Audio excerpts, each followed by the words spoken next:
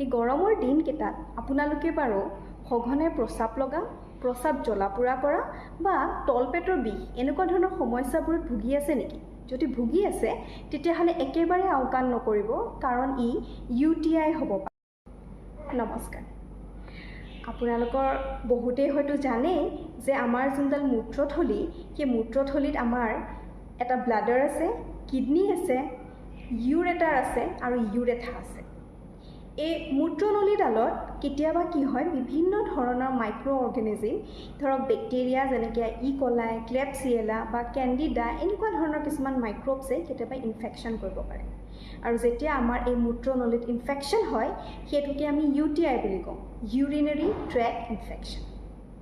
এতিয়া আহোঁ যে গৰমৰ দিনত চাগে আপোনালোকে মন কৰিছে যে আমাৰ প্ৰস্ৰাৱৰ জ্বলা-পোৰা খুব বেছিকৈ হয় আৰু ঘৰত সকলোৱে কয় যে পানী খোৱা কম হৈছে, পানী অলপ বেছিকৈ খাই দে ভাল হৈ যাব। আৰু হয়ো, অলপ জ্বলা-পোৰা কৰোঁতেই যদি আমি সঘনাই পানী খাই দিওঁ তেতিয়াহ'লে আমাৰ ভাল হৈ যায়।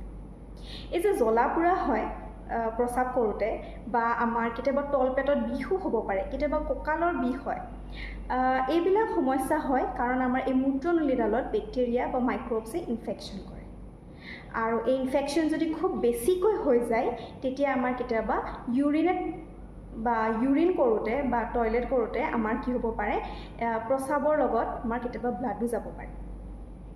যদি খুব কম ইনফেকশ্যন বা ইনফেকশ্যন একদম আৰম্ভণিতে ধৰা পৰিছে তেতিয়াহ'লে হয়, সঘনাই পানী খালে বা ক্ৰেনবেৰী জুচ খালে আমাৰ ইনফেকশ্যন মেডিচিন নোলোৱাকৈ ভাল হৈ যায়।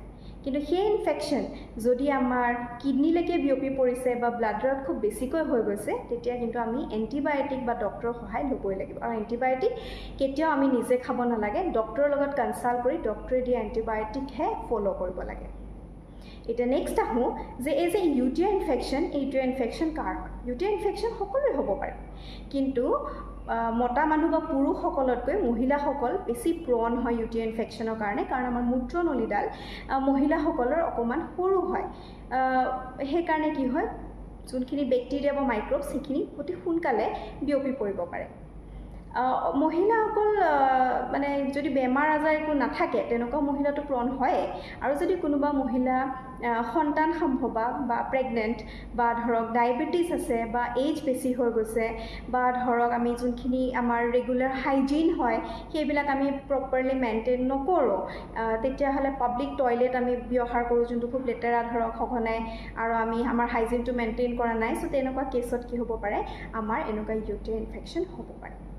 আৰু এই যে UTI ইনফেকশ্যনবিলাক আমাৰ হয়, UTI ইনফেকশ্যন যদি বিগিনিঙত থাকে তেতিয়াহ'লে যেনেকৈ মই কৈছোঁ যে খুব যদি ইনফেকশ্যন কম ষ্টেজত আছে তেতিয়াহ'লে আমি খুব বেছিকৈ পানী খাব লাগে।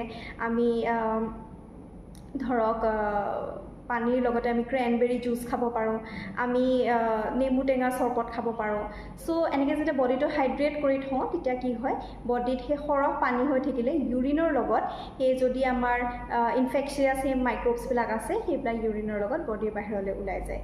কিন্তু ইনফেকশ্যনটো যদি বহুত বেছি হৈ গৈছে আৰু আমি পানীও কম খাওঁ, তেনেকুৱা কেছত কি হয়, আমাৰ ইনফেকশ্যন খুব বেছি হৈ পেলাই কিডনীলৈ গুচি যাব পাৰে বেক্টেৰিয়াখিনি, বা আমাৰ কেতিয়াবা খুব কঁকালৰ বিষ হ'ব পাৰে, খুব পেটৰ বিষ হ'ব পাৰে, বা আমাৰ প্ৰস্ৰাৱ কৰোঁতে তাত ব্লাড যাব পাৰে, সেইখিনি সেই বেক্টেৰিয়েল ইনফেকশ্যনৰ কাৰণে হ'ব পাৰে।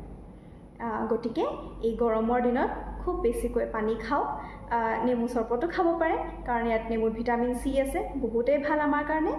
কেতিয়াও বন্ধ কৰি নথ'ব। আমাৰ এনেকুৱা এটা আছে যে কামটো পটককৈ শেষ কৰি লওঁ, বা মই কিবা এটা কৰি আছোঁ শেষ কৰি লওঁ তাৰপিছত যাম। এই যে প্ৰস্ৰাৱ যে আমি মূত্ৰথলীত বহুত দেৰি জমা কৰি থওঁ তাৰ কাৰণেও আমাৰ UTI ইনফেকশ্যন শোচনীয় হ'ব। যদি আপোনালোকৰ কিবা নতুন টপিক জানিবলৈ মন আছে তেতিয়াহ'লে মোক কমেণ্ট কৰি জনাব। ধন্যবাদ।